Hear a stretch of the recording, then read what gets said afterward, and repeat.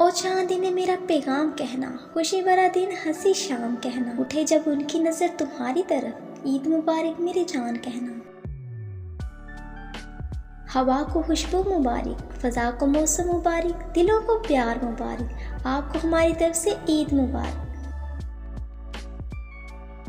غیروں میں جو شاد اسے عید مبارک، جن کو نہیں ہم یاد اسے عید مبارک، معصوم سے ارمانوں کی معصوم سی دنیا، جو کر گیا برباد اسے عید مبارک۔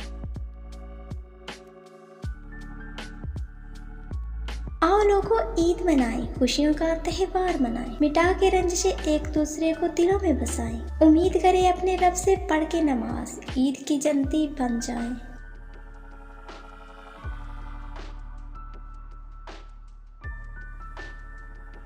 سب اہل اسلام کو چاند رات اور عید کی خوشیاں مبارک۔ اللہ تعالی ہم سب کے دکھوں کی بجائے خوشیوں سے جوڑے، آمین۔